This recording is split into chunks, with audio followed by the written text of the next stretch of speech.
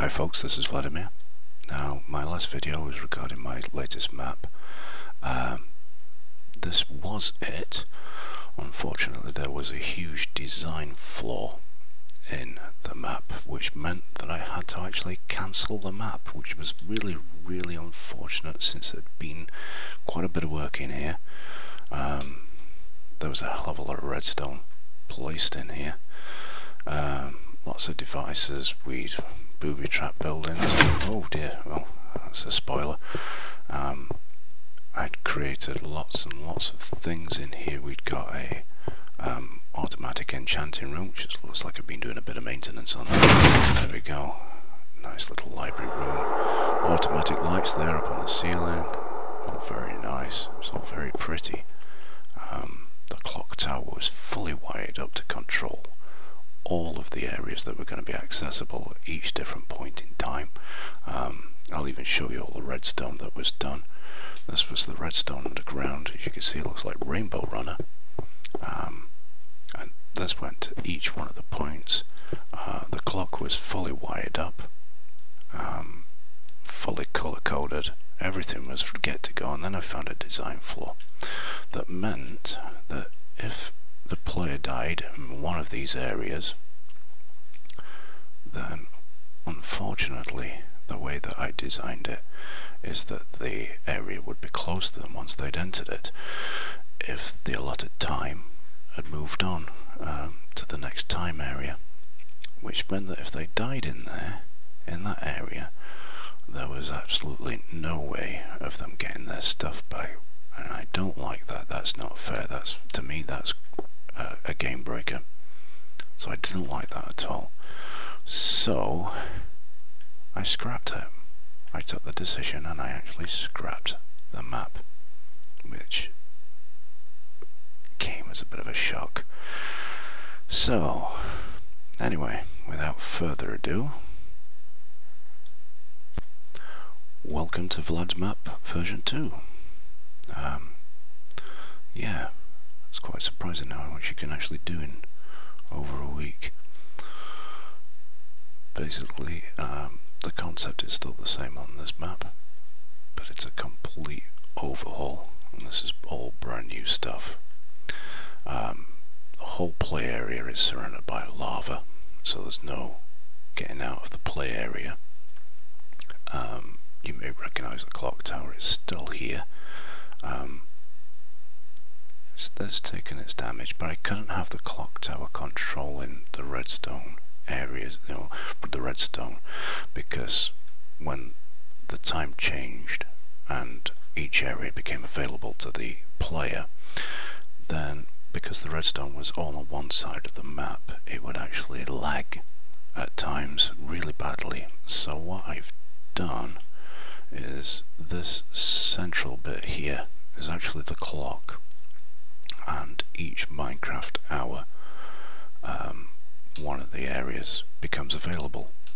Now at the moment I'm using the redstone lamps to mark out the area, and this will move around. As you can see, I've used the buildings from the last map I had, plus a lot more buildings. I then took the decision to actually destroy all of them to make it look like a desolate place, as though a huge accident had happened here. Then I took the decision to cover the whole thing in vines, and to add rubble all over the ground to make it look like the buildings had really fallen down, and that the vines had taken control basically of the city, whatever accident had actually happened here. You can see here the clock goes around to each one of these areas. This whole device, this is the central part, so everything happens in the center of the map. Now this building here is what I'm calling for the time being, I'm calling a victory monument, a bit like Vex's victory monuments. When players go to the areas. I'm calling them areas, it's very wide, it's like a generic term for the time being. When the players go to the areas, they need to go and collect a jack-o'-lantern. Now in each area there's a jack-o'-lantern. When you come back here, you will place them on the snow block here. The snow block then, and the pumpkin then becomes a snow golem which falls down. It activates redstone, which will then turn these lights off to say that that area is then complete. There are 8 areas in total, or when it's all done, when you've collected them all, then redstone will fire and the end game will happen.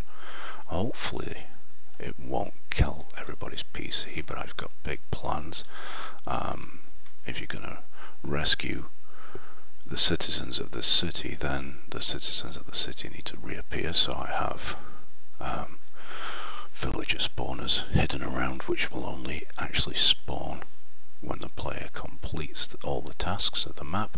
I'm trying to experiment to get the grass to regrow as well when it all happens, and there are, shall we say, quite a lot of TNT launchers around as a little fireworks display.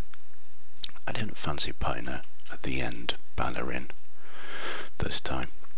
I've used it in 2 maps. I thought I'd try something different. There will be plenty of things in this map that will actually make players jump there to be put in. I've been designing them separately. The player sensor, you might have seen my other video. Ah, look, the time's gone. I'll show you what happens then.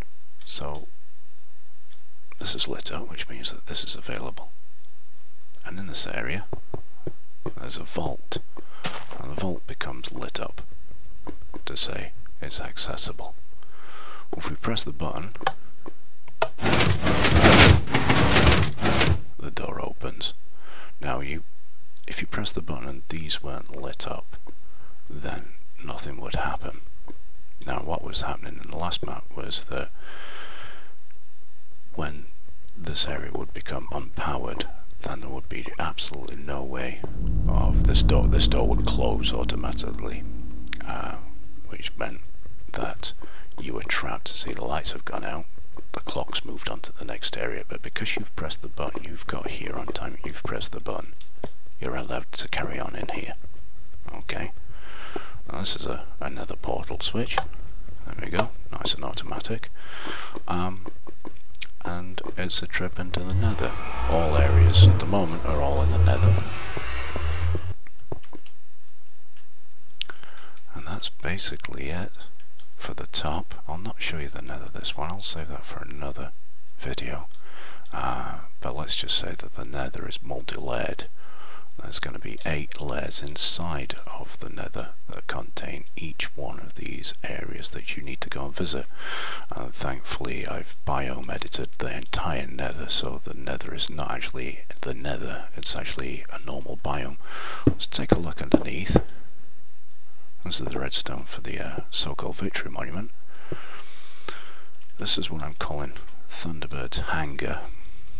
As you can see, I've marked out all of the time zones here on the walls. It's very colourful. That's the clock which I've had to create, and this is a brand new clock I've had to create, which is in like a square formation to control all the areas better. All the redstone is fully colour coordinated so that I don't get lost. This blue line here, the lapis, and I've used this as the end game, which isn't wired up yet, but that is the end game. So when the player completes, this will fire. So yeah, this is my map, and so thankfully scrapping the first map has made this one, which is a lot nicer by the looks of it. In fact, this really does look colourful, doesn't it? That's a bit like a 1980s disco of some kind. Anyway, hope you enjoyed the video, and that's a small preview, and I'll see you soon. Take it easy.